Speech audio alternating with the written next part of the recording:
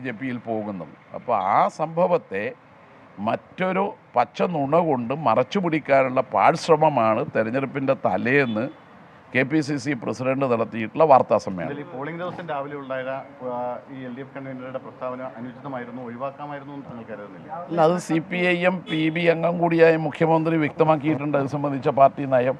അതിനപ്പുറം വേറൊന്നും പറയാനില്ല. അതിലെ നയം വളരെ വ്യക്തമാക്കി കഴിഞ്ഞതാണ്. അല്ല, അത് മുഖ്യമന്ത്രി വ്യക്തമാക്കി കഴിഞ്ഞു അതിലുള്ള നയം. ആളുകളെ കാണുന്നതോ കാണാതിരിക്കുന്നതോ എന്നതല്ല, അതിൻ്റെ അകത്ത് എല്ലാ കാര്യങ്ങളും മുഖ്യമന്ത്രി വ്യക്തമാക്കിയിട്ടുണ്ട്.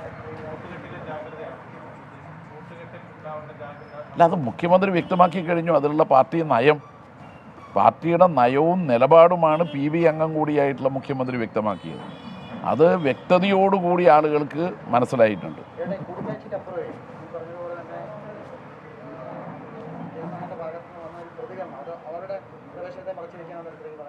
അല്ല, അതിൽ നമ്മൾ കാണേണ്ട ഒന്ന്, BJP-യിലേക്ക് കോൺഗ്രസ് കൂട്ടത്തോടെ ഒഴുകുന്നുണ്ട്.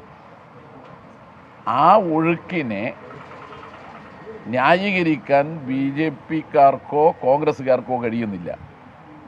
അങ്ങനെ ഒരു ഘട്ടം വന്നപ്പോൾ എന്നാൽ പിന്നെ ഇരിക്കട്ടെ, എല്ലാവരും ഒരുപോലെയാണെന്ന് വരുത്തി തീർക്കാൻ വേണ്ടിയിട്ടുള്ള ശ്രമം കോൺഗ്രസ് നേതൃത്വത്തിൽ നിന്നുണ്ടായിട്ടുണ്ട്. ആ ഒരു പ്രചാരവേലിയാണ് സുധാകരൻ ശോഭാ സുരേന്ദ്രൻ പറഞ്ഞതുകൊണ്ട് പറയുന്നത്. അപ്പോൾ അന്തർധാര ശോഭാ സുരേന്ദ്രൻ്റെ പാർട്ടിയും സുധാകരൻ്റെ പാർട്ടിയും തമ്മിലാണ്. എന്ന് പറഞ്ഞാൽ ശോഭാ സുരേന്ദ്രൻ പറഞ്ഞതുകൊണ്ടാണ് സുധാകരൻ പറയുന്നത്, മറ്റാരും പറഞ്ഞിട്ടല്ല. അപ്പോൾ അതുകൊണ്ട് ശോഭാ സുരേന്ദ്രൻ്റെ വെളിപ്പെടുത്തലും സുധാകരൻ്റെ അതിന്മേലുള്ള കമൻറ്റും തുടർന്നുള്ള കാര്യങ്ങളും എടുത്ത് പരിശോധിച്ചാൽ അന്തർധാര BJP-യും കോൺഗ്രസും തമ്മിലാണ്. അല്ല, അതിൽ ഫ്രോഡ് എന്ന കാര്യത്തിൽ ആർക്കാ തർക്കം? അയാൾ അതിൽ ഫ്രോഡല്ലേ, അതിൽ വേറെ തർക്കമൊന്നുമില്ല ആർക്കും.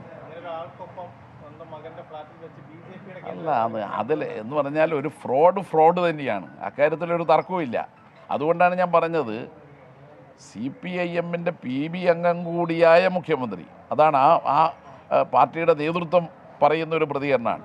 അപ്പോൾ അദ്ദേഹം അതിൻ്റെ എല്ലാ വശങ്ങളും നോക്കിയിട്ട് പറഞ്ഞതാണ്. അതിൽ ഒരു വാചകവും മാറ്റാനില്ല. എല്ലാ വാചകങ്ങളും കൂട്ടി വായിച്ചാണ് ആ നിലപാട് വ്യക്തമാക്കിയിട്ടുള്ളത്. അതുകൊണ്ട് ഫ്രോഡ് തന്നെ, അതിലൊന്നും ഒരു തർക്കവുമില്ല.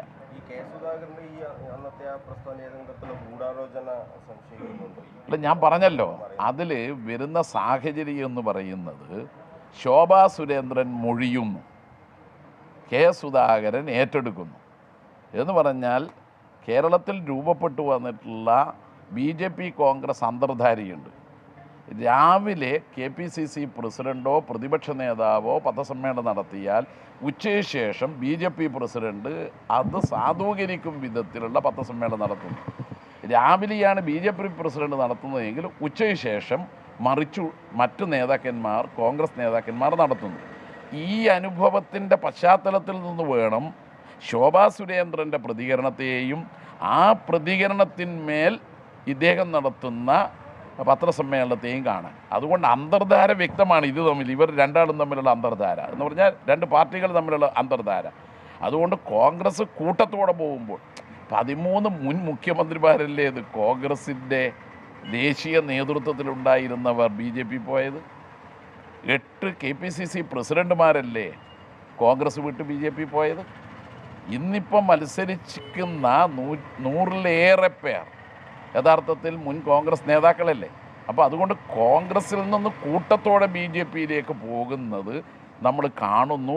മാത്രമല്ല, പോകുമെന്ന് പറയുന്നു, I will go with BJP എന്ന് പറയുകയും ചെയ്യുന്നു. അതിനെ മറച്ചു പിടിക്കണം. ഈ തെരഞ്ഞെടുപ്പിൽ ഏറ്റവും പ്രധാനപ്പെട്ട രാഷ്ട്രീയ വിഷയം കണ്ണൂർ പാർലമെൻറ്റ് മണ്ഡലത്തിൽ I will go with BJP എന്ന് പറഞ്ഞ ആൾക്ക് എങ്ങനെ വോട്ട് ചെയ്യും? ആ ചിന്ത ആർക്കെല്ലാം ഉണ്ടായിന്? ന്യൂനപക്ഷ മതവിശ്വാസികളിലും ഉണ്ടായിരിക്കുന്നു, മതനിരപേക്ഷ വിശ്വാസികളിലും ഉണ്ടായിരിക്കുന്നു. കോൺഗ്രസ്സിന് വോട്ട് ചെയ്താൽ അത് BJP-ക്കാണ് ഗുണം ചെയ്യുക. BJP പരാജയപ്പെടണമെന്ന് ആഗ്രഹിക്കുന്ന മനസ്സാണ് കേരളത്തിൻ്റെ മനസ്സ്.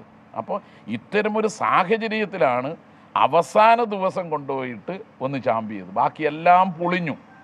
ഒരു രാഷ്ട്രീയവും പറയാനില്ല, ഒരു വികസനവും പറയാനില്ല, മണ്ഡലത്തിൽ ഒന്നും ചെയ്തില്ല എന്നുള്ള ഇടതുപക്ഷ ആരോപണത്തിന് മറുപടിയേ ഇല്ല.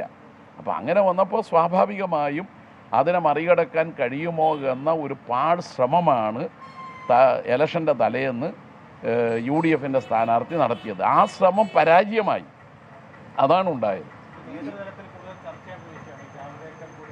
നിലപാട് വ്യക്തമാക്കിയല്ലോ.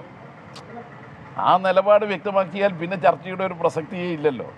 നിലപാട് ചർച്ച ചെയ്ത് രൂപപ്പെടുത്തിയ ഒരു നിലപാട് പറഞ്ഞു കഴിഞ്ഞിട്ടുണ്ട്. ആ നിലപാടാണ് CPIM-ന്റെ PB അംഗവും മുഖ്യമന്ത്രിയുമായിട്ടുള്ള ആളിലൂടെ നമ്മൾ കേട്ടത്. അല്ല, നിലപാട് EP പ്രകാശ് ജാവദേക്കർ കൂടിക്കാഴ്ച വിവാദത്തെപ്പറ്റി MV ജയരാജൻ മാധ്യമങ്ങളോട് സംസാരിക്കുകയായിരുന്നു.